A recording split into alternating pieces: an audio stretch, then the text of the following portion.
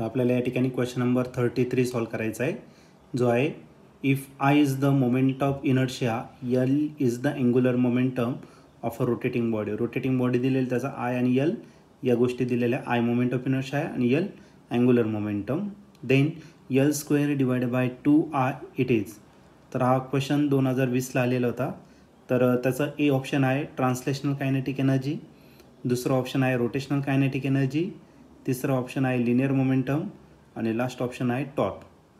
चला तर बघूया याचा आन्सर काय असेल ते. क्वेश्चनमध्ये आपल्याला आय दिलेला आहे, I is the moment of inertia दिलेला आहे. त्यानंतर एल अँग्युलर मोमेंटम दिलेलं आहे of a rotating body. Then L square divided by 2I it is. तर हा जो टर्म आहे कोणता, L square divided by 2I हा नेमका काय, तर हे त्यांनी विचारलेलं आहे.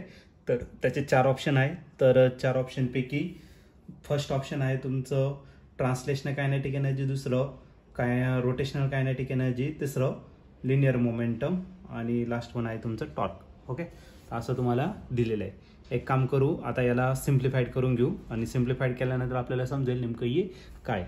आता एल म्हटलं तर एल म्हणजे angular momentum. What is angular momentum, it is i omega. त्याचं काय करायचं आपल्याला, स्क्वेअर डिवाइड करायला 2I, याचा सेपरेट स्क्वेअर करा.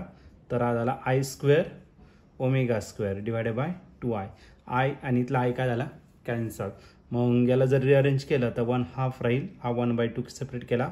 I moment of inertia into omega square. हा जर फॉर्म्युला बघितला तर हा फॉर्म्युला आहे तुमचं रोटेशनल कायनेटिक एनर्जी. या आहे रोटेशनल कायनेटिक एनर्जी. आणि जर तुम्ही या 4 ऑप्शनपैकी जर ऑप्शन चेक केलं तर ऑप्शन नंबर बी हा तुमचा करेक्ट मॅच होतोय. तर या क्वेश्चनचा आन्सर असेल ऑप्शन बी.